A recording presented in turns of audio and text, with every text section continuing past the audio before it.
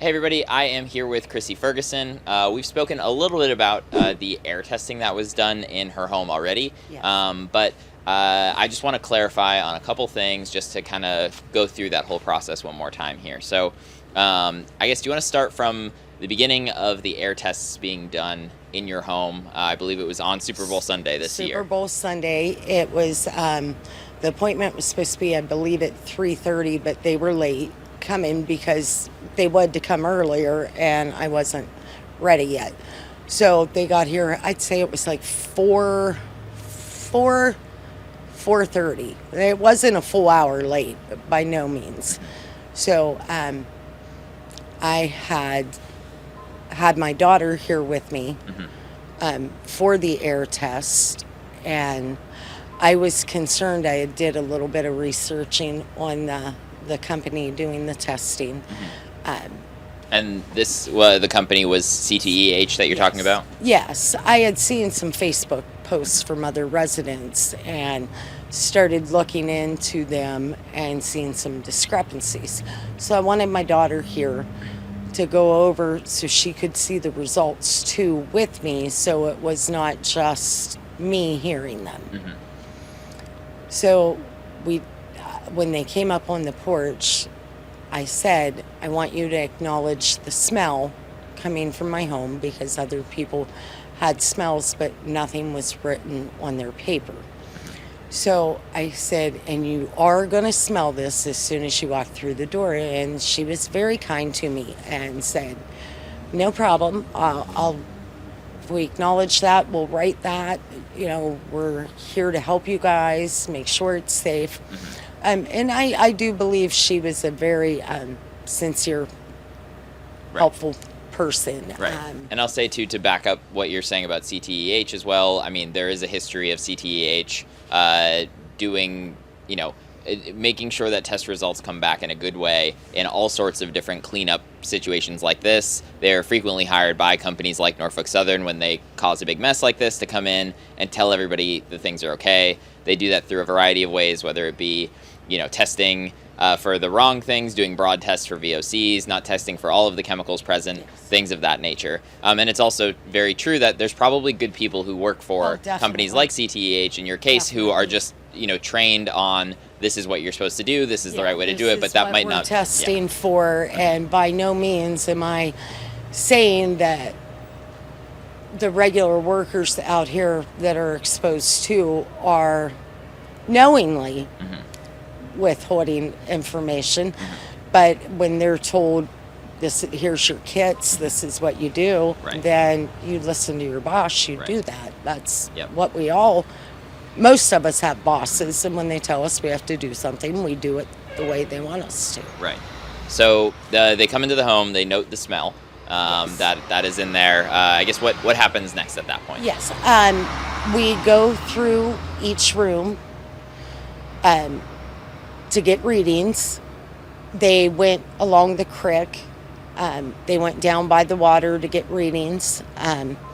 But when they got into the bedroom, my mother's bedroom and stepfather's bedroom, and the laundry room on the first floor, is when the things started making the noise. It stayed a solid, because different things can set those tests off. And a candle can leave residue, but this was a solid. Right. It was confirmed solid. So to be clear, so they're using, was it a handheld test device? Yes. And then they also had that one that you break the glass in front, and it's more like a vacuum kind of tube. Yeah. They did that too, but the handheld was what was really the issue with the handheld.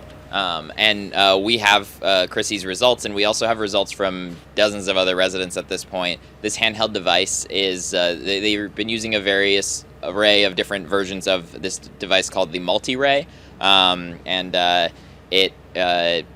there are many of them in question. There's a handful of issues with these, but we'll talk about those at the end of this. So the multi-ray device the handheld device that they're using, was it beeping or something, or was it just showing a higher level? What do you remember about that? I know it was showing a higher level. I know it produced a sound to alert them, because they wouldn't have picked up on it, I don't think. When you're doing a test, you're talking, the homeowner is talking about concerns with them. So I'm sure it alerted through a beep. I can't honestly remember, but I'm almost certain it did. Gotcha. And now the EPA's, their device was longer and bigger, and it looked more detailed.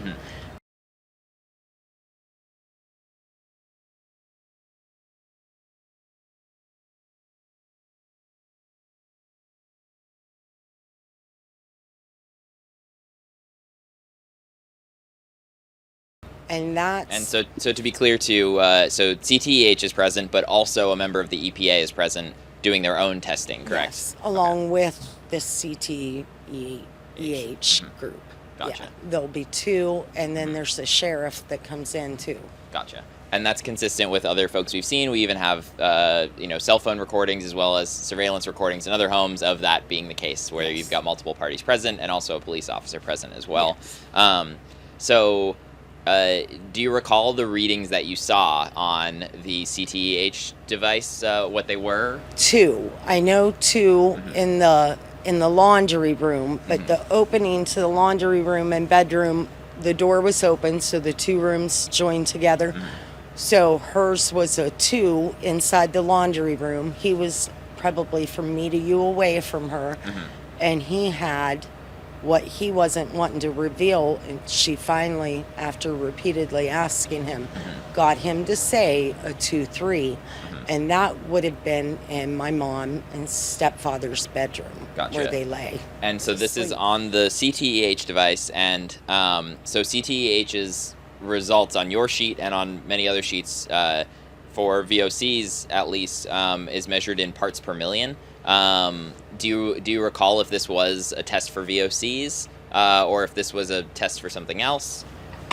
It said VOC on the paper. Okay. And that area where that should have been wrote as the 2, it did have the VOC number as a 1. Gotcha.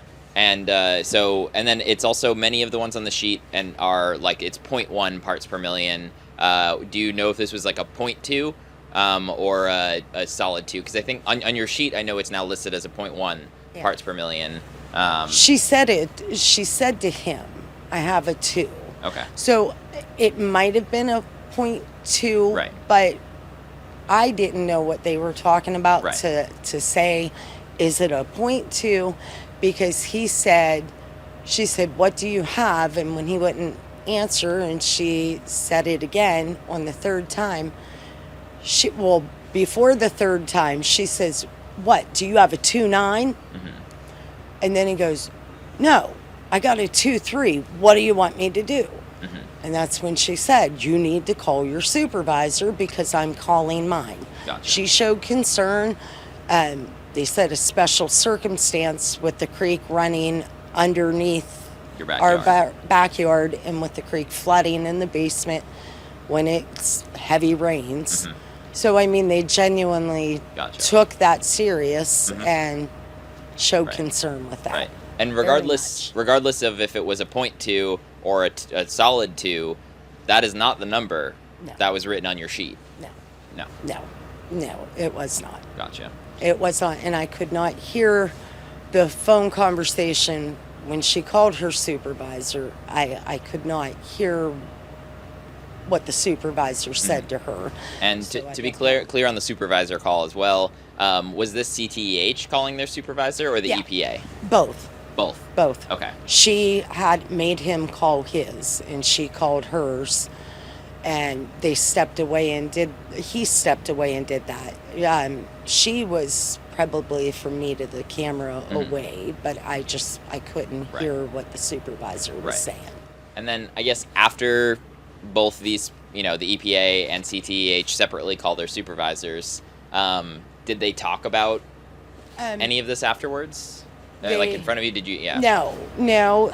That's when the toxicologist for her company came down. From CTEH. Yes. Okay. Yes, they're toxicologist. But before that, his supervisor came down. But he was just telling me, well, you've got the creek. We're going to sort this out. Right. We'll figure this out. So, and this is now a supervisor from the EPA also. Yes. So there's now a supervisor from the EPA here, in addition to the EPA person who was initially here. Well, he had left. Okay, so the initial EPA person leaves, and Yes, now a supervisor and comes. the Okay. tester left. They both had left. Mm-hmm. And they had other readings to do in other homes. Mm-hmm. So they took off, and we waited. The EPA man came, and he had said to me about, well, we're going to have a toxicologist come down and explain this. And I said, okay, but, I'm concerned with the creek, the issues with the creek. I thought if they moved that boom, because they had it, I thought if they put a boom up here, they would stop the smell. Didn't understand a lot about this, but nobody was explaining it to us. Right, and you're talking about putting a boom in the creek to... Yes, Yeah. I thought if they put it down there, Mm-hmm. it wouldn't smell so bad. It would filter the water before it got... What I didn't realize is it was producing that gas up off the water, Mm-hmm. and that's what was filling our house up. They had it too close to the residents' homes. So they had told me they're going to check with their higher up supervisor. They'd meet Monday. They'd figure out what to do. So then he started talking to me. I was upset and asking me where was a good place to watch the game, Super Bowl, so him and his crew could relax and enjoy the game at a bar restaurant type thing. And they were staying in Youngstown. So making small talk, I thought he was trying to, keep my mind off the worry, because I was very emotional through that. So the toxicologist come, and I said to him, well, I'll talk to you then in a minute. So I thought he'd wait. Well, she brought me in and started discussing how if you peel an onion, your eyes may water, but you would have to eat a truckload of onions, and the human stomach cannot hold a truckload of onions in one day to actually have a reaction. And I explained to her that I did not want to hear that. I wanted my home back to what it was before the derailment, that it never smelled of chemicals before, and that I should not have to put my family in it when it smells like that now. Right. And she told me that she would have her mother here, that she wouldn't have a problem with having her mother here. And so to be clear, this is the CTEH toxicologist? Yes, Okay. yes. Very friendly, smile, soft-spoken, reassuring you, trying to reassure you that everything's okay. But I said to her, I said, well, you can bring your mom here, and you can stay here. I've invited all of them, everyone I could think of, to stay at the house. And she kind of just smiled and said it would be okay. And then I said, you know what? I really am having trouble listening to this right now. So I think we're just going to call it a day. And I went outside to talk to the gentleman, the head of the supervisor of the EPA for that night. And he was already gone. So I guess they had Super Bowl to watch and had to get to that. But That's a shame that they won't stick around. They know that this is a ongoing crisis. I mean, frankly, at that point, I'm sure the Super Bowl didn't really matter to a lot of people No. in East Palestine. No. Valentine's Day didn't matter. Birthdays didn't matter. Super Bowl didn't matter. All we wanted was a safe place for our family. I spent over 30 days in a hotel. We couldn't have adjoining rooms. My mom and stepdad was in across the hall, down a few rooms. They can't work the keys on the door. Right. They're in their 80s. You told me. Yeah. Yeah. So all they would do is sit. They couldn't get outside. They were afraid of the elevator, the steps, if one of them would fall, if one of them would forget the key. So they sat there. I went back into East Palestine. Everybody went back to work. They sat in that room. So then we had dogs, and the dogs barked constantly, and the hotel would call constantly. The dogs are barking, the dogs are barking. That many people in rooms and not having a home, it's stressful. Right. It's very stressful, very depressing. I used to love vacationing, stay at a hotel. Oh, if I never stay at another one again, I'll be happy. I mean, I've had enough of them. I just want a permanent home for my family that's safe.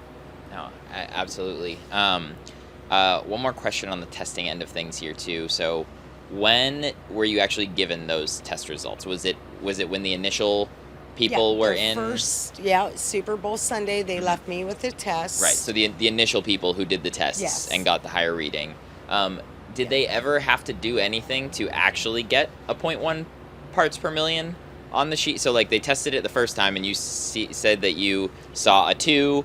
Or a 0.2 or something. Did they have to retest? Or? Some of the rooms were, I believe, a 1. We couldn't always see the handheld. Yep. It wasn't always present. Wasn't, hey, look, this is a 1. It wasn't like that. Right. But I could tell when the reading wasn't. It was sincere. Right. I mean, she was concerned about that. Right. She wouldn't have called a supervisor on her own if she wasn't a good person doing her job the way she thought she was supposed to be doing it. Absolutely. And I don't think the supervisor from the EPA would have showed up. I don't think the toxicologist from CTEH would have showed up, because in the other home tests that we've talked to, these additional folks are not showing up after the fact. Oh, wow. Like the toxicologist and whatnot. I don't think that is a normal instance for the supervisor of all these people to show up, especially when they go in and they do get their just 0.1 or less than 0.1 readings. A whole other end of this is those devices are not really meant to pick up all of the potential chemicals and chemical byproducts of the things that were on the train. The vinyl chloride dissipated in 3 days and produced other chemicals, so I didn't understand why we were still focusing on that. It had been after 3 days, but that's what I was told they tested for. That was the main thing. And they also they were testing for HCC2, which I believe is hydrogen chloride, but we'll consult with an expert to make sure. But even if they were testing for VOCs and hydrogen chloride, that means, I mean, even in the research I've done and the experts I've talked to, when you burn vinyl chloride, like was done here, not far from this house, some of the byproducts include phosgene. Phosgene would not pop up on a reading with this multi-ray device or any PID device. Formaldehyde is another thing that would pop up. Formaldehyde without a special attachment on this device would not pop up. If you have the special attachment on, you can't do the VOC testing. So it's one or the other that you'd be doing. So formaldehyde very well would not be tested for. And then hydrogen chloride is the other main one. It seems like they may have been testing for that, which would be good that they're doing at least a specific test on something, but you've got to test for everything that would be present. And most notable of all of this is if you can smell hydrogen chloride, if you can smell formaldehyde, if you can smell phosgene, and definitely if you can smell vinyl chloride, you are already above the level of which it is deemed unsafe for exposure in just an 8-hour day by OSHA, let alone in your home where you're spending much more. And I explained with my elderly parents, it's 24 hours a day that they are in that house. It's not just like a work day of 8 hours. They're in that house when it's cold. They're not outside on the porch. They're not getting the fresh air. With Parkinson's, with COPD, there's no way that, I mean, we really need somebody to do testing in our town that's actually testing for the right things. I tried calling people when I seen a fire restoration company cleaning a house. I asked them if they were trained to do chemicals, like an industrial chemical spill or something. Like hazmat materials. Yeah, hazmat, and they were not able to do that. I tried for 2 days in the hotel, calling number after number after number. I got the most information and the most honest information from my husband saying the simplest thing to me. Did you call poison control? something we all know. If you take expired medicine or something, or you can't remember if you took a pill and you think you might have took two, you call them. Never thought to call them. They told me. They said, nope, it's not safe. It's not safe to be in that home right now. Yeah. So I wish somehow they could do testing for us. Right. Someone would offer testing, but don't know who to trust anymore. Yep. No, it's certainly sad that it's gotten to this point where we can't trust the officials who you would think would be here to try to help you in this situation. Is there anything else, especially in regards to testing, that we might not have covered here that you think might be important? Like I said, when they gave me the test, when the head from Washington had came of the EPA, and they tested, their Right. test was higher, but that's also, it was, I think, a 6 on that paper I sent you. But that's also their machine Right. is a little different Right. than what that is. Theirs was testing in parts per billion rather than parts per million. So the numbers that they showed on their machine were also like considerably low for parts per billion. But again, we don't know exactly what they're testing for with these devices, and I need to talk to my expert on this device that they were using. I do have the paperwork though, so we do have the device and are looking into it. So we'll be sure to update you for sure when we get that information from them. Thank you. But yeah, no, absolutely. But yeah, those were measured in parts per billion. So that second sheet though that you had sent, not the CTEH one, but the other one, was when they came back the second time when you had the actual head of the EPA in your home. Yes. So they ran other tests that day. Yeah. Okay. Yes, they did, and I made him acknowledge the chemical smell too. That's why I had asked a senator and a congressman to come, and some of the other reporters came in, and they all acknowledged the chemical smell. And when I looked at him, I said, "Are you honestly going to tell me you can't smell this?" And he said, "I can a little."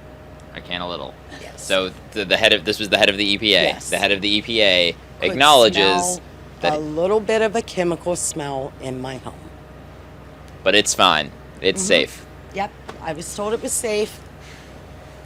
I said, I'm not coming back, because by this time I had spoke to one of the heads of the EPA so much. Hi, when you see each other, because you just, I don't go away, and I don't let up with this, and I'm not going to. So they're kind of used to seeing me, and very civil, very nice. But when I said, "So you're still saying it's safe?" and he's like, I said, "And you still know I'm not coming back?" And he goes, so we kind of left it at that. And they explained they couldn't move the booms to where I thought, because it would make it worse. So now they've moved them farther away. The smell has let up some in the house since then, but it's still going to take hazmat. It's going to take siding. I mean, you got to replace the insulation. This home, it's going to be a lot of money Right. to get it to. Yeah. And I'll say too, I mean, I don't know exactly what it is, but I smell something right now standing outside that's picked up pretty strongly in the last couple minutes since we've been standing here. Yeah, it comes and goes like that. Yeah. When we go in the house to leave, you'll smell it worse then too. Yeah. It's just minute by minute here. Yeah, I mean, it's getting fairly bad right now. Yeah. Yeah. I just Chrissy, thank you so much for Thank you. chatting Thank with me you. again. I really Thank appreciate you it. for caring enough about our community and for helping. God bless you, because thank we you. need you here. Yeah.